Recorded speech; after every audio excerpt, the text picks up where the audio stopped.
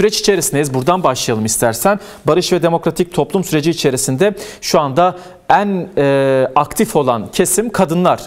Sürekli olarak eylem halindeler zaten. Ancak 25 Kasım'a da artık sayılı günler kalırken kadınların eylemleri ve etkinlikleri de çoğalmış durumda.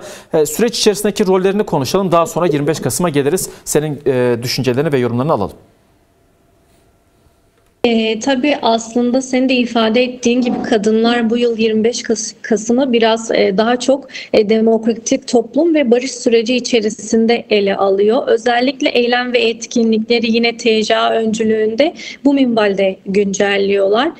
Tabii hatırlarsanız daha önce siyasi partideki işte kadınlar, diğer kadın örgütleri, halk buluşmaları, kadınlarla bir araya gelme, siyasi partilerin kadın yapılarıyla bir araya gelme, birçok görüşme de gerçekleştirmişti. Bu görüşmelere baktığımızda da aslında kadınların sürecin en önünde olduğunu defalarca izledik ve gördük. Tabii 25 Kasım programını açığa çıkartırken de kadınlar özellikle barış ve demokratik toplum sürecini en öne koydu. Bunu yapmalarındaki aslında en temel sebeplerden bir tanesi şu olarak ifade edebiliriz. Yani kadınlar bugüne kadar devlet politikalarını, şiddet politikalarının hepsini barış ve demokratik toplum sürecinden azade bir yerde görmedi. Çünkü yani barış ve demokratik toplumun inşası sağlandığında bu devlet politikalarının da bu minvalde değişeceğini, kadınları olumlu etkileyeceğini ve bu eril devlet dilini de politikalarının da değişeceğini en nihayetinde biliyor. O yüzden bu sürecin en önünde yer alan kesimlerden biri olarak ifade edebiliriz onları. Yani çünkü bugün baktığımızda iktidarın gerek aile adı altında lanse ettiği politikalar, gerek Kürdistan'daki özel savaş, uyuşturucu, fuhuş, bunların hepsi bugün işte barışın, demokrasinin hala inşa edilmemesi, Kürtlere yönelik yaklaşımdan kaynaklanıyor ve bu da en çok tabii ki kadınlara yöneliyor. O açıdan kadınlar hala bu 25 Kasım'ı demokratik toplum ve barış süreci üzerinde örgütlüyor. Şunu ifade edebiliriz çünkü belki kadınlarla birçok röportaj yapıyoruz ve görüştüklerimizle özellikle alandaki kadınlarla konuştuğumuzda bu süreci neden en çok sahiplendiklerini, neden en önde rol aldıklarını sorduğumuzda bunun en çok kendilerine fayda sağlayacağını ifade ediyorlar. Yani eril devletin bir panzehri olarak görüyorlar. Yani bir formülasyonu olarak görüyorlar barış ve demokratik toplum sürecini. O açıdan kadınlar bu sürecin en aktif öncüleriler.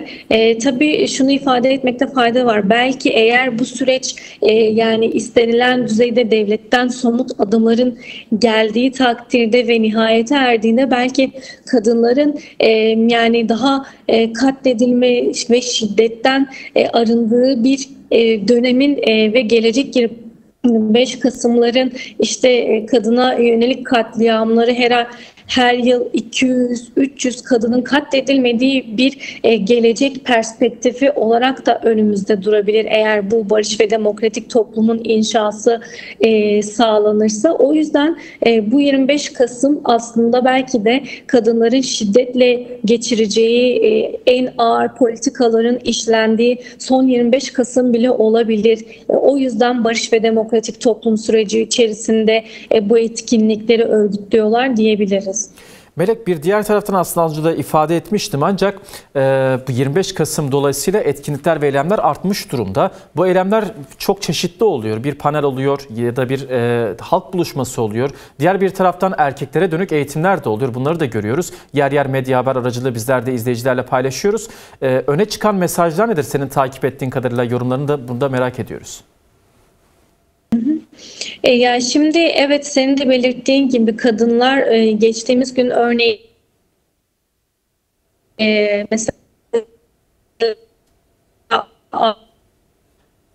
Ankara Evet, biz Hem eril devlet şiddetinin dilini açığa çıkarma hem de direniş mücadelesi yer alıyordu. Örneğin Kürdistan'daki panel, eylem ve etkinliklerde de buluşmalar gerçekleştiriliyor ve kadınlara hem demokratik toplum süreci anlatılıyor. Az önce de ifade ettiğim minvalde neden kadınlar için bir ihtiyaç olduğu, neden en önde kadınların rol alması gerektiği, bu devlet politikalarının da açığa çıkarılması minvalinde ifade ediliyor. Özellikle Sayın Öcalan'ın geliştirdiği kadın özgürlükçü ekolojik paradigma burada da ifade ediliyor ve kadınların buradaki rol ve misyonlarının neden önemli olduğu belirtiliyor.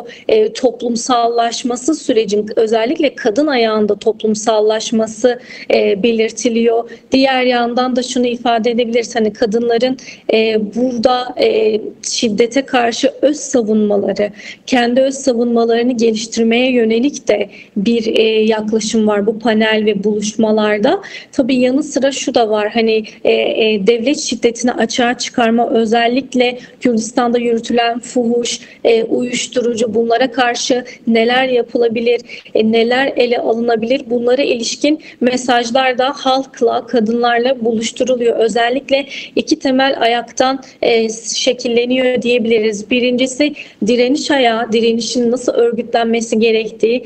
Diğeri de aslında eril devlet politikalarının açığa çıkarılması, teşhir edilmesi ve buna karşı öz savunmanın nasıl geliştirilmesine ilişkin. Tabii baktığımızda hani 25 Kasım kadınların bir araya geldiği, konuştuğu ve o şiddeti açığa çıkardığı bir dönem, ama bu şiddetin asıl kaynağı o eril zihniyet ve erkek iktidara yönelik politikaların da burada teşhir edildi. Özellikle bahsettiğiniz gibi atölyelerin olması, bu açıdan şiddetin açığa çıkarılması ve bunlara karşı direnişin örgütlenmesi noktasında bir hat oluşturuyor diyebiliriz.